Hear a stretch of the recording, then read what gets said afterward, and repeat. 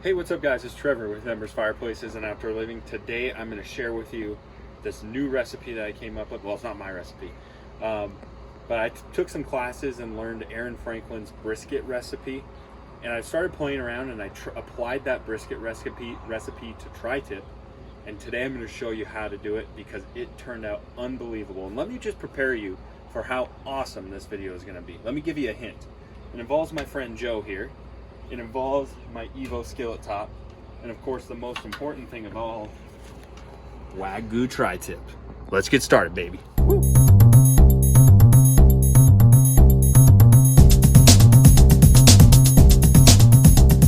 So like I said, we're cooking on the Kamado Joe today. Come get a look at this. So I just fired it up. You can see we got nice hot coals. Now, there's some controversy here, not controversy, but people have different comments.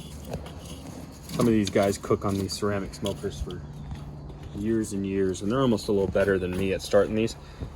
I like to get it hot first and then bring it back down to temp. And Aaron Franklin kind of talks about that in his video. He cooks on straight offset smokers. But the reason I like to do that is you want a really, really hot, clean fire. And what I mean by that is when you first start a fire, if you have white bellowing smoke out of this, what it's going to do is going to create like a almost like a creosote or like a sooty flavor. So it's like a dirty fire. The only way I know how to get the fire ripping and then bring it back down so that we have a nice clean smoke flavor profile. So now it's really ripping. Now I'm gonna close this down. Let's say about halfway. Choke this off. Kamado Joe, just because I really like the charcoal profile. I think it enhances it a little bit. Aaron Franklin uses offset wood smokers. You can certainly do that as well. It's a little more work. Or you can even use a pellet smoker. The point is to infuse that smoke flavor into the Tri Tip or your meat. That's what's really gonna make it pop. Even if you just have a gas grill, that's no problem at all too. For a cook like this, you could probably get away with a smoker tray or a smoker accessory that would go in your gas grill. So no matter what your equipment is at home, that's okay. This is what we're using in the video, but you can really apply this to anything. So this is almost back down to temp. We're cooling it down. So I got some butcher paper out just to show you this. This looks pretty good, but see how this is Wagyu? See how all the marbling through that thing? That is gonna be good, and it's gonna render down really good. It's pretty good. I don't see much that needs to be trimmed on it, especially because it's Wagyu. We want to save all that. There's a few pieces here I'm going to cut off because we're going to use these later. So don't worry, not Wagyu fat going to waste, I promise. So essentially the way Aaron Franklin does a brisket is he uses mustard as his base for almost everything. So what we're going to do is we're going to slather a little mustard on here. You don't want to go nuts, but because you want it to almost like be like a paste. You want to make sure you get it on the sides too. So you need a little more right there. That's probably pretty good. Let's get this side really good. Okay, so the other thing he does is I've mixed in here coarse black pepper and sea salt. That's a little thicker. See it there? That's all he seasons with, because if he wants the flavor profile of the beef to come out. And that's of course no different with Wagyu, duh. And so what we're gonna do is we're gonna try to get it pretty even. See those big salt chunks? Also, by the way, you kind of want this closer to room temperature. You don't want to put this in right on the cooker when it's ice cold from the freezer, or fridge I should say, because your meat will kind of seize up. And then he sort of just places his hand around the edges like this, because you want the edges, like I said, nice and seasoned. I'm gonna go a little generous. All right, that's about good. So it's really hot out here, so I don't want this sitting out in the hot sun, even though it's overcast right now. But I'm gonna go set this inside where it's a little cooler. Okay, so look at that. We're sitting right at 250. So see, we're in the smoking mode. That's right where we're gonna try to keep it. I think we're ready to put her on. So let's do it. Okay, so we're ready to put our meat on. I did want to show you guys this though. This is an absolute must-have in the kitchen or the barbecue. It's a company called Meter. So this is the power block. So we can use connect it to Wi-Fi, and then you can either control it right on here, or you can connect it to your phone and control everything on your phone that way. So the reason why this is so cool is this is the charging block for them, and then they just charge down here, which is really sweet. But I like having wireless meat probes, so when I wrap, I'm not pulling the probe out and losing juices and everything. So we're just gonna go ahead and probe this. I think probing is really, meat temperature gauge is really important. Temperature control is really important because we do not want to overcook this. That's like the worst thing we could do. Of course the wind's not gonna cooperate with us today. Been waiting all day for this guy. So anyways, we got that in. Now let's put it on the smoker. Now again, like Aaron Franklin says, you gotta be careful so we don't break that apart. But look at that. That is awesome. Follow me over here. Let's get it on. So she's climbing a little bit. So she's climbing a little bit, but we're gonna just set it right in the middle here. So we got our meat probe.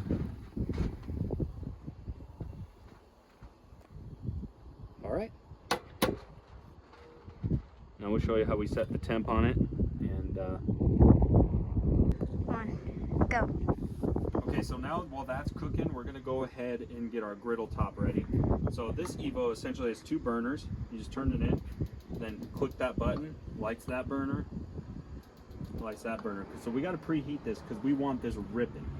We want this roaring so it can do a really good job on our reverse sear. Now again, I'm in the barbecue industry. I sell these for a living. I own a barbecue store. So more than likely, you probably aren't going to have this setup at home. I honestly wouldn't if I wasn't in the industry. I wouldn't have this combo. But that's okay. You can still do this recipe a couple different ways.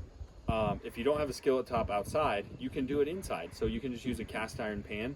So for example, if you didn't have a skillet, this would be the time to go inside, get your cast iron pan fired up, preheated, nice and hot and ready. Because we're going to do some fun stuff with this. Or when you hit 110 degrees here, Kamado Joe has a really cool cast iron skillet accessory. So you could take your meat off, you don't want to do it too long, then really fire this up and get it ripping, and then set your cast iron half moon pan in there, and then reverse sear it all in the same cooker. So you could do that if you have a Kamado Joe or another Kamado style grill. Most of them have that option as an accessory. So that's pretty cool feature. Hey guys, check it out. Check who's watching our videos out. It's the old lady. There she is. Say hi. That's going on YouTube. All right, we are almost to temp, so let's take a peek. Oh yeah, I flipped it once. You can see she's about ready, getting some nice crust, and then we're gonna sear her and really finish her off. So now it means we need to start prepping our skillet top. So if you remember, we saved some of our Wagyu fat, and I told you we're gonna reuse it. Oh yeah. Let's get it on the grill. Some of it's just kind of chunks of meat, but we'll just move that. So you can see we're letting that meat fat sort of render down. Got our handy Evo spatula. Now normally you wouldn't want to smash it like this, but since we're just using the fat from it, that's okay. Now we're not getting a ton, but don't worry, that's going to help with our flavor profiles for sure. Now again, like I said, if you don't have a skillet top, that's okay. Just use cast iron pan in your house. All right, let's check back on this in a minute. So you can see we're at 111, our target's 110. We're in trouble, we got to get this off. Our pieces of fat out of the way. So you can see we got ourselves a nice little pool here. Now it's time for our secret weapon, Tillamook salted butter. What do you guys think? 1 tablespoon, 2 tablespoons, 3 tablespoons. That can't hurt. Let's do 3. What the heck, right? Let's get our butter on there. There we go. Oh yeah, that's what I'm talking about. So now we got butter, and Wagyu fat. Now, I did a little extra butter because I found something kind of fun in the refrigerator that we're going to throw on here. But let's let this get melted down. Hey, I never said this was healthy, guys. The only thing that was the Aaron Franklin part was the way we prepped the meat and cooked the meat. The rest of it, I just came up with. Pretty proud of myself. So you can see that. See, we're starting to get some nice bark. All right, now let's set her right in there. Oh yeah. There's kids playing at the park, and don't they realize we're shooting a YouTube video? It's like, come on. All right, while we're doing this, let's get some of this deliciousness over here, because the steak's not going to use it all. And I found some fun little bell peppers, because you don't want to eat a steak all by itself. So let's get some of these bell peppers in here. Oh, you see them popping? Isn't that cool?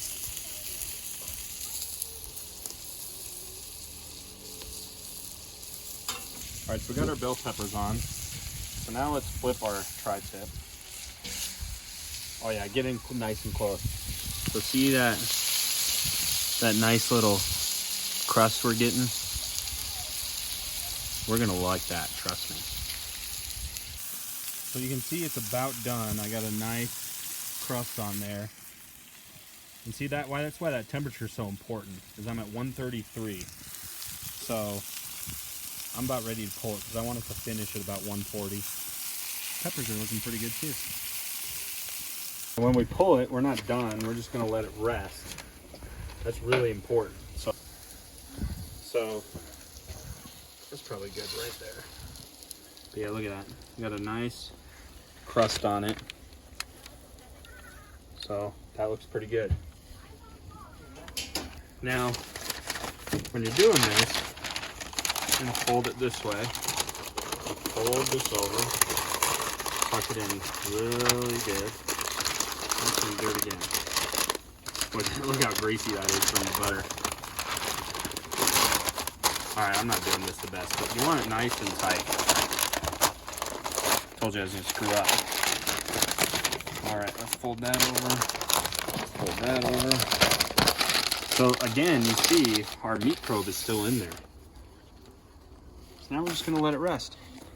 And again, the temp's still in there, which is perfect because now I know exactly when to pull it or to start slicing it. Okay, these peppers are about done. So I'm going to pull these off. She just doesn't care at all. She don't care that I'm doing a video. That's okay. All I do is cook her delicious food. Have awesome barbecue equipment. There's my son Sawyer. He's normally the one filming for me. I guess he decided to bail on me too. So it's just us, guys. Let's see what boss lady thinks. What's mama think? Mama like? Mama. Nope, I guess a little bell pepper, a little spicy. So spicy. It's good. Hey guys, starting to get a little nervous. I think I might have overcooked it. Our internal temp's at 148. That's too high. But I wasn't counting on it. Okay, come on. Long pause. I wasn't... Are you kidding me? I wasn't counting on it. It's raised 10 degrees just since I wrapped it, which I knew it would. But hopefully some of that heat's just getting trapped in here. And it's not actually that hot, because we want it nice and pliable. It feels pliable, so hopefully we're okay. But again, now I know when it hits 125, when it cools down, that's when we know we can cut into this puppy. Okay, so time to unwrap it. Like I said, I'm just fearful that she's overcooked. It just kept climbing on me for some reason. Oh yeah, let's let those juices. You'll notice Aaron Franklin does that too, so. He's got a 6-hour wait at a restaurant. He's doing something right, so I just try to copy it. because I want it to taste good too. Again, I'll include links for all that down below. So first thing we want to do is pull our meat probe out. Now it's rested. We don't want to be cutting into that. So let's set that aside.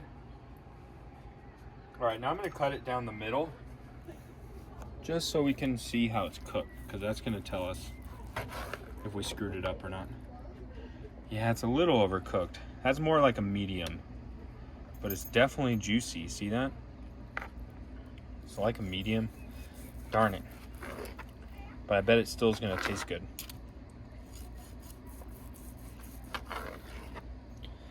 Cut up a few more.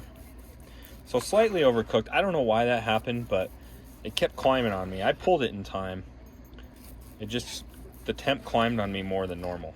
But let me just cut off this end piece here. So I like the ends because they're nice and crunchy and barky. Let me try it. Oh. Even if it's overcooked, that's delicious. Thing is, what I like about it is I'm definitely getting some smoke. For sure some smoke from the Kamado Joe. And then the salt and pepper sort of made a nice little crust.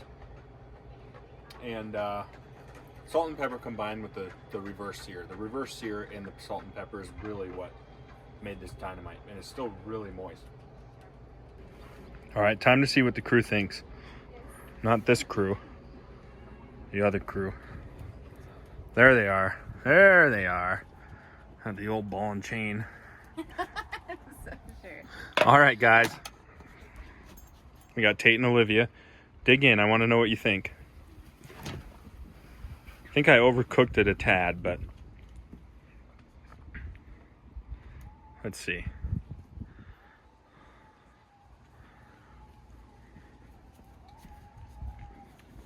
You think it's overcooked or no? Oh boy. It's a little more overcooked for my liking. Oh, and I guess Sawyer decided to help himself. He just dug right in. No, Go ahead, Sawyer. Yeah. It's literally No, like it's perfect. I butter. was insane. Oh, it's like butter. Yeah, That's it's like funny. butter. There's a half a stick of butter in that thing, so. Oh, that makes I sense. can't believe it's not butter. I mean, perfect. Also, completely side note, look how my wife decides to charge her phone. Yep. I guess it was dead, so. Sawyer, what do you think? I like it. That's all you got to say? It's really buttery. He knew we were doing YouTube and he couldn't even put a comb through his hair. Whatever. Just salt and pepper? Just some Aaron Franklin style. Oh, Oh, that's so delicious. good. It's so Yeah. tender. I like it.